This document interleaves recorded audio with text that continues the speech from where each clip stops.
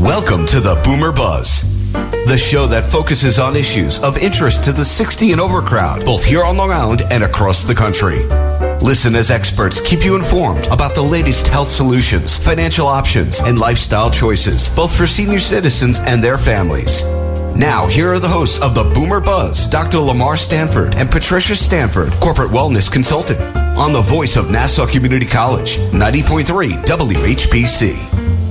Welcome to the Boomer Buzz, where each week we'll give you the buzz on how to stay healthy, wealthy, and wise after the age of 60.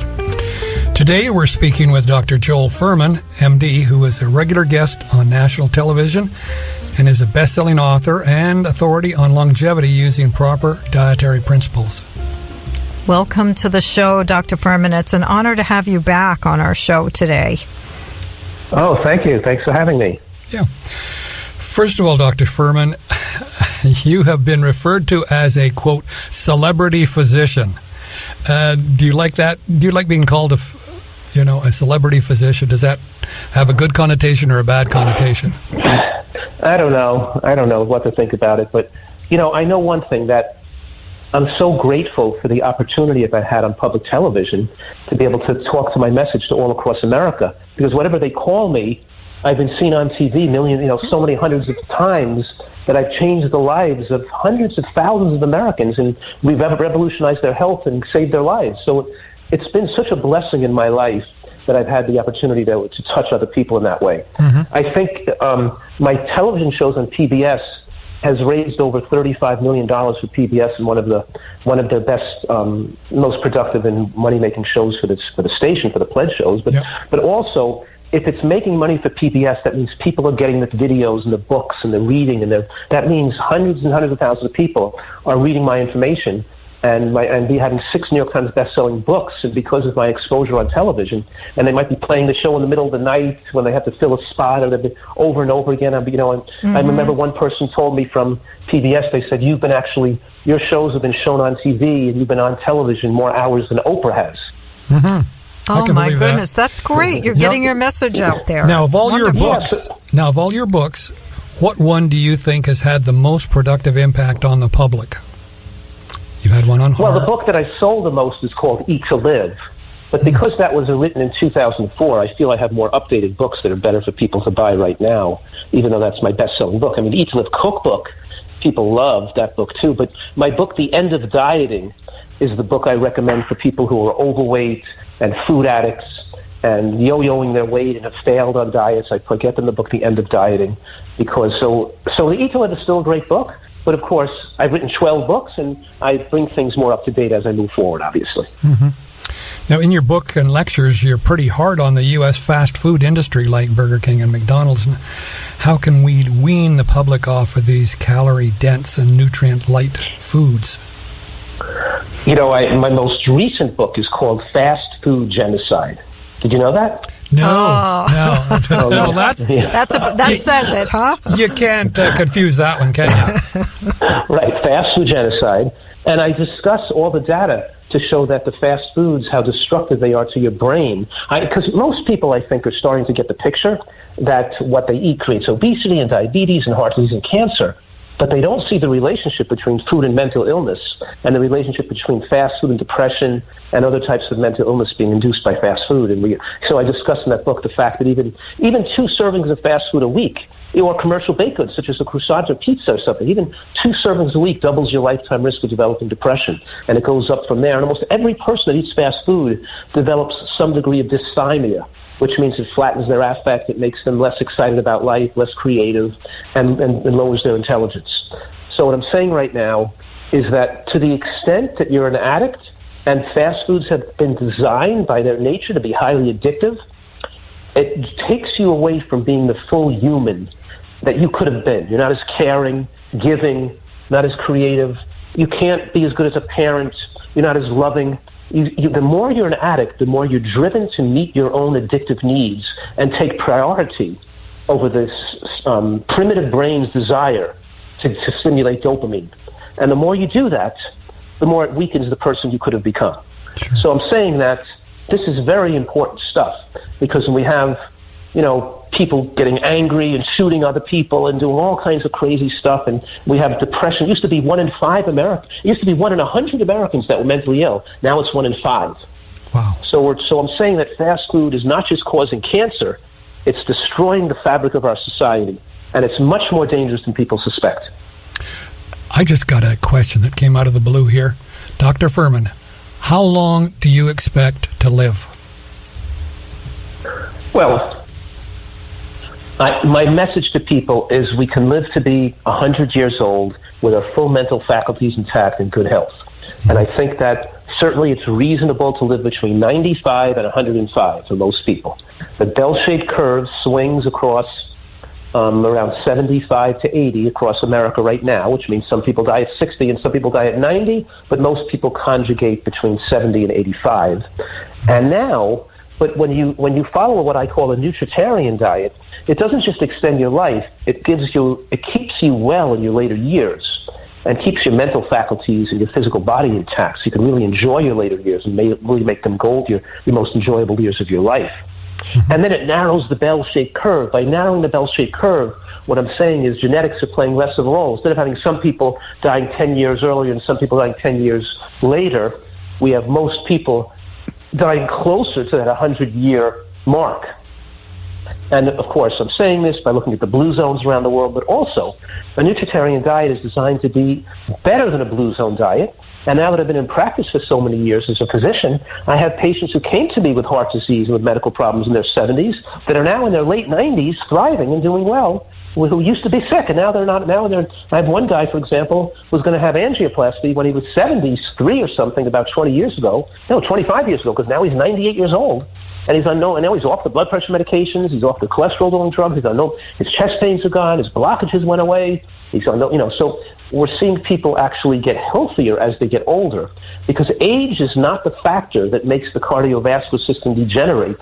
It's the time you spend eating that disease-causing diet that just allows the inflammation to continue. Wow. So a lot of people think that you can eat anything when you're young, and that's okay. And we're talking a lot about the older population, but is that true? Can younger people eat what they want? Go to McDonald's and eat fast food? Well, it reminds me of a story from the UK of a kid who just went blind at eating fast food because he wasn't taking enough fruits and vegetables. So people go blind. But here's the thing: is that you damage the DNA when you're young. And even though people cause damage to their DNA that, if not fixed, will eventually result in some later life problems like dementia or cancer. And that's why I'm such a stickler that people make their diet so excellent. They don't just improve their diet a little bit, but they actually go all the way and follow a diet that's excellent, because we have to have enough phytochemical exposure to reverse the breakage, the break-in cross-links, to reverse the methylation defects, the buildup of waste products. In other words, yes, damage occurs when you're young, but the body still has the ability to repair a lot of that damage, maybe even most of it, with an excellent diet. And so we have a miraculous self-healing body when established this perfect environment for healing. And that's really, and I even have people with early cancers, or even late, that get better. Like, funny, I have one lady who's talking about that guy, John, who's lived to be 98, but I have one woman, Pam, who had ovarian cancer that metastasized to her lungs. She had 4 liters of fluid taken out of her lung and given like 3 to 6 months to live. This was again about 25 years ago. Now she's older in great health and no cancer, and so I've seen so many people. I'm not saying all advanced cancer cases can reverse themselves, but I have some stage 4 lymphoma cases, and I have some really good cases that have reversed themselves. But I am saying that in the early stages of prostate cancer and the early stages of like ductal carcinoma in situ and breast cancer. In the earlier stages of cancer and before you get cancer is when you have the conditions that are most reversible, and most of those conditions we can measure and watch them getting better and going away, especially with prostate cancer. We can measure a person's PSA and watch it going back to normal again. Mm-hmm. So yes, I think that there's tremendous resilience and ability of the body to repair itself when you establish ideal nutrition, and that's been the excitement of my career over these last 30 years, is where you're jumping up and down with thrill and when the patients are getting better and when you're seeing the results. Okay, you're listening to the Boomer Buzz on the voice of Nassau Community College, 90.3 WHPC, and our guest today is Dr. Joel Fuhrman, MD, speaking on diet and longevity. Now, I'm sure you're familiar with Dr. Dean Ornish. Do you tell me, is his program and your program very similar? Or is there differences there? It seems like both of you advocate that heart disease can be reversed. Absolutely, and I think that Dr. Ornish also did a study that showed that prostate cancer was reversible with his dietary approach as well. And I've been in communication with Dr. Ornish over the years, and he started, years ago, he didn't allow people to eat nuts and seeds in his diet, but so much evidence came out according to their benefits in his communications with me. He actually then started including nuts and seeds in his program, and then his diet became more similar, and our diets became more similar to each other over the years. We actually, eventually, as more science and more information came out, the programs actually became more similar, not less similar. You follow me? Okay. Have you met him and talked with him and kind of collaborated with him? Absolutely. He's a very sweet guy. That's very nice guy. Right, yeah. Now you're talking about... I'm not as nice a guy as he is. Hey, listen. You're talking about nuts and seeds. Peanuts. I eat a fair amount of peanut butter. Is that a no-no, or is that a reasonably good health food? It's kind of like in between. It's like nuts, even roasted nuts have shown some benefits, but it's the raw nuts because when you roast the nut and make it become more browned, you form these things called acrylamides, which the body turns into some negative compounds. It's like eating. So it's probably the raw peanuts don't taste as good, but other raw nuts do. But you can buy raw jungle peanuts that taste really good, or you can roast them yourself and toast them so they're not so heavily roasted as the commercial roasted peanuts are. Mm-hmm. Mm-hmm. And what are some of the other nuts that you recommend that they eat? Well, of course, walnuts are the king of all nuts, but pecans and pistachio nuts are great nuts too. But the nuts that have the nuts and seeds with the best, scientific evidence to reduce breast and prostate cancer are flax seeds and chia seeds. To use like a teaspoon or a tablespoon of flax seeds or chia seeds in your oatmeal every day. There was one study that showed that women who had breast cancer, when followed for 10 years, had a 71% reduced risk of breast cancer recurrence and death when they had the higher dose, a little bit of the lignans from flax in there in their diet on a regular basis. So, in other words, tremendous power to prevent cancer from eating these seeds, like flax seeds, chia seeds, and sesame seeds. Now, I've seen flax seeds, pardon my crude analogy here, but flax seeds seem to go straight through you. They don't really kind of, your body, in other words, when you go to the bathroom, you see the flax seeds in your discharge. No, they have to be ground. You have to grind them before you eat them. Right, okay. So they just can't take a handful of flax seeds. You got to have them ground. You can't even chew them. You try to chew them, they stick to your palate. You have to have them ground. Put them in a blender, grind them up, or buy them ground. Your flax seeds have to be ground. Okay, excellent. And what do you think of juicing? Well, I think that vegetable juicing is a way people can flood their body with nutrients and get their levels of nutrients up. Remember, we were talking about reversing disease like autoimmune conditions like lupus and psoriasis and early stage cancers. We don't want to take months and months to get the level of nutrients in their tissues, so we can add juicing of vegetables to the program to bring their body's levels of nutrients higher quicker. So I do utilize juicing in my disease reversal protocol frequently, and we serve that at the retreat when people are trying to make recoveries from various diseases. And we also serve microgreens and sprouts and baby. So we're talking here about using incredible soil that has the best biochar and bat guano and earthworm castings and jungle compost and no artificial fertilizers and no manures that have been treated with animals that have been taken antibiotics. So we're talking about growing food in the finest soil, and we're talking about eating microgreens and sprouts and baby vegetables that are higher in protective nutrients to facilitate healing and disease reversal. So we're talking about how we tweak the diet with juicing and microgreens to make it even more powerful to reverse cancer or to get people well again. Okay. I'm Patricia Stanford, along with my husband, Dr. Lamarr Stanford, and our guest today is Dr. Joel Fuhrman, MD, speaking on dietary cures for longevity. You are listening to the Boomer Buzz on the voice of Nassau Community College, 90.3 WHPC. He has an overbite that makes him look like a cartoon character, a slightly crooked eye, and an uncommonly wrinkly neck. In the right light, he can look a little like a garden gnome, and he'll wear a bow tie just because. Sure, you might call him a little quirky, but that's exactly what makes him so perfect. Tuna is a 3-year-old Chihuahua Dachshund mix with more than 700,000 followers on Instagram, and it all started because he was adopted. You can't buy a best friend like Tuna, but you can adopt one. Help us save them all at bestfriends.org. The American Lung Association's Freedom from Smoking program can help you quit smoking for good. We use proven activities to help you understand your own relationship with tobacco and quit on your terms. Call 1-800-LUNG-USA to learn more. Welcome back to the Boomer Buzz on the voice of Nassau Community College, 90.3 WHPC. I'm Dr. Lamarr Stanford, along with my wife, Patricia. And our guest today is Dr. Joel Fuhrman, MD, who is the best-selling author and an authority on longevity using proper dietary principles. So, Dr. Fuhrman, I had a follow-up question on something that you said right before the break. You talked about juicing, but you didn't mention fruit juices. And I'm wondering if juicing is okay if you're using fruit. No, it's not. It's not. I don't recommend people juice fruit unless they use a little touch of kiwi or a touch of berry or a touch of apple just to give it a little touch of flavor. Because most of my, let's say my therapeutic juicing might have some lettuce in it, some cruciferous greens in it, maybe some carrot and beet. And the carrot and beet give it enough sweetness. You don't need the extra fruit. Mm-hmm. And when you take the fiber away, we don't want to make a high glycemic fruit juice. So I'm not recommending people drinking juice where apple juice is the main ingredient. You make your own juices, you drink vegetable juice. It has a little touch of fruit in it, that's okay, but mostly they should be mostly vegetables. Okay. Now, Dr. Fuhrman, I have a question that I've always wanted to ask a medical doctor. How does the body sort out all the many chemicals that go through the stomach? In other words, when you swallow an aspirin as you're eating a large meal, your digestive tract sorts out the aspirin from the meal and gets it to your pain centers within minutes. What's the magic in this process?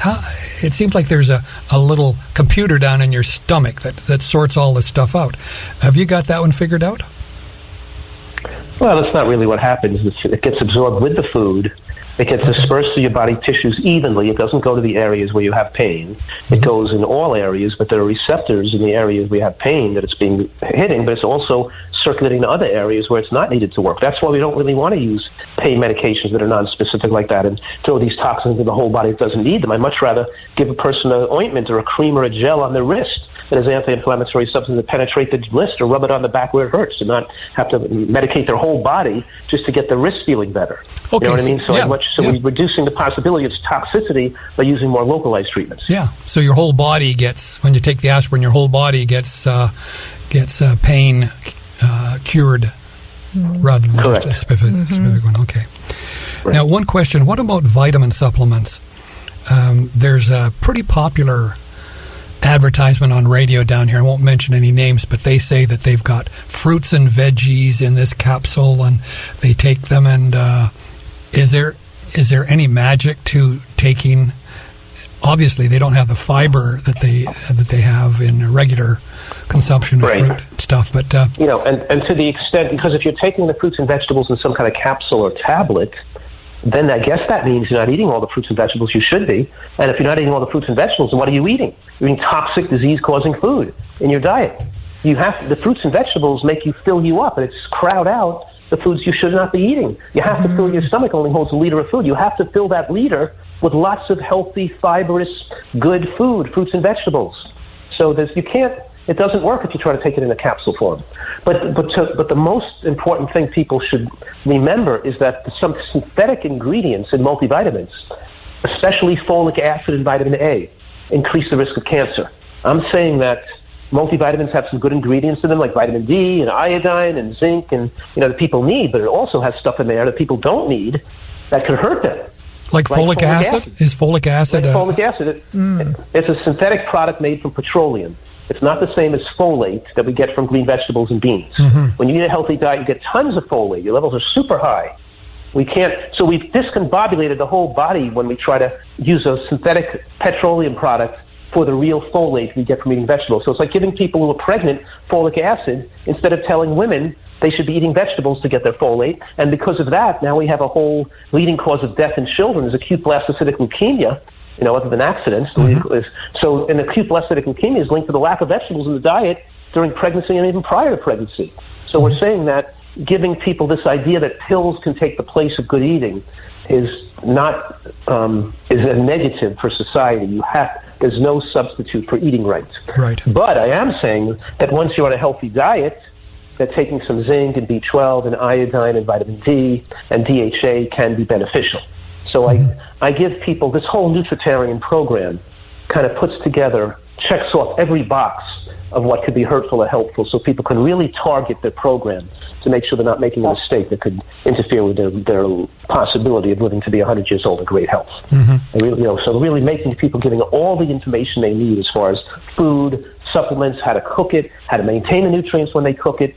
And then, as you know, for people who have trouble doing it, they can come and do it with me at my retreat in San Diego, where we have the chefs doing the cooking classes, and I'm checking out their medical needs and reducing their medication. So I become the actual doctor for these people that come and stay with me for a while.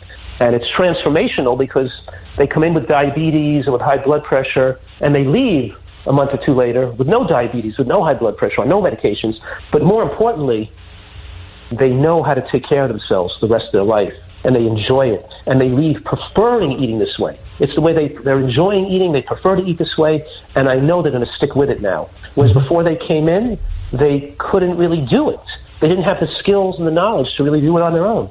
So that's where I'm, that's where I assist people who feel that they can't do this on their own just by reading a book or something, Right, yeah.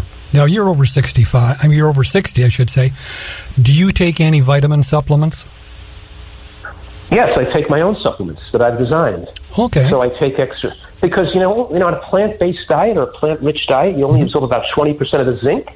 And zinc adequacy can reduce your risk of pneumonia and infection with aging. So my supplement has extra zinc in it and extra K2 and D. And B12, more B12. So yes, I take, and I also take a little bit of like turmeric and green tea extract and mushroom extract and mixed mushroom. So I take a couple of things just where I feel most likely to extend lifespan and prevent cancer. Just trying to do all the best things that nutritional science has to offer.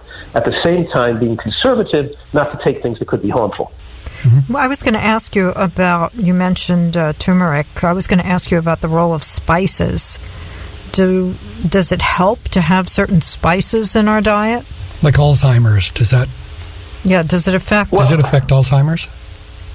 Yes, but once you have Alzheimer's and once your brain has shrunken and changed its architecture, it's really not a reversible condition. In other words, it's an end-stage condition, and the brain can't regenerate itself like the brain cells cannot, like the liver can.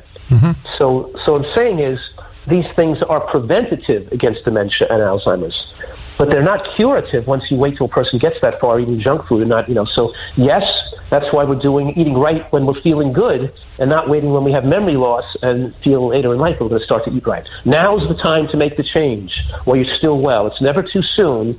And it's never too late because, if you're alive, if you're listening to this, do it now. Don't wait any longer. Do this. Learn this. You got the message, people. That's for our listening audience, and I guess also for us, too. We could always do better in this area. Dr. Fuhrman, you also advocate that laughing is a powerful longevity help. Does that work in extending our lives, lowering our blood pressure? How does that help to laugh every day? I think that's true. I think singing and music and laughing and entertainment and happiness, all these things are good for longevity and social relationships and love. All these things are helpful to our lifespan. And, so it's funny because I give presentations and I say, laughing extends your life whether the joke is funny or not. So just laugh, even if the joke's not funny, just laugh. And we've practiced laughing even with a non-funny joke. So it gets people into laughing at anything. And it's kind of when people laugh about the idea of laughing, So yes, I agree with that.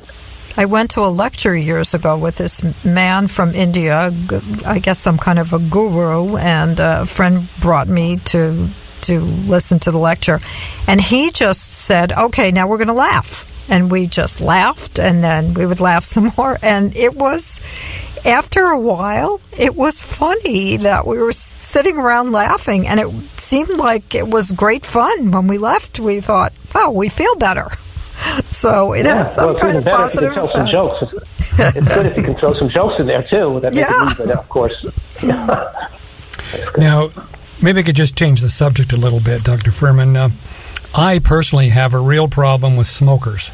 Is there anything we can do in our society to reduce smoking among our young, particularly young people, I guess? Especially with the vapors with these days. Is this? I can't understand how people can do that. They know the evidence is irrefutable, and yet they continue to do it. And so I said, have we got a mental issue here? Well, the evidence is irrefutable. Eating donuts and cookies and ice cream and burgers and hot dogs are cancer-causing and dangerous as well. Maybe more dangerous than smoking. So why do they do it? Because what the parents are to blame. Because the parents develop these. Because what I'm saying right now is that food addictions become the gateway drug to dopamine, to living for stimulation and stimulatory food. And then you look for other reasons and other opportunities to stimulate the brain, whether it's nicotine or cocaine, medical drugs, narcotics, or just overeating food or alcohol.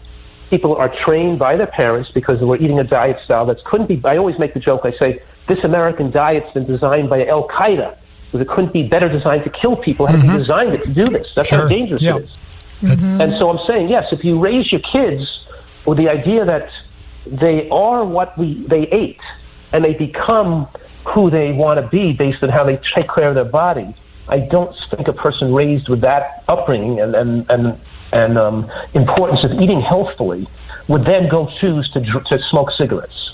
I'm saying that smoking is all conducive and consistent with this idea that it doesn't matter what you eat, it doesn't matter what drugs you take, and then you just do it, and your parents are abusing the body, you're all eating cookies and donuts, and you're eating fast foods and fried foods, so why not smoke? It's like it's consistent with their attitude. This has been so informative, Dr. Fuhrman. We want to know if someone in our listening audience wants to get more information about your books or your retreat. How can they contact you? How can they learn more? The easiest way is probably just at drfuhrman.com. So that's drfuhrman.com. And, you can buy the books on Amazon. You can buy them on my website. And I have a lot of information there, and people could look about the retreats and my other member services and all types of things they could learn or buy or recipes. So, it's a great place where people can get more information. Is there any insurance that helps defray your costs of the retreat? Yes. My medical care, the nursing care, the psychologist doing the group counseling with the food addictions counseling. So a portion of their stay is covered by insurance and submitted as medical visit, because that's part of what they're paying for. So yes, a certain portion is covered by insurance, but then a certain portion is not. Okay.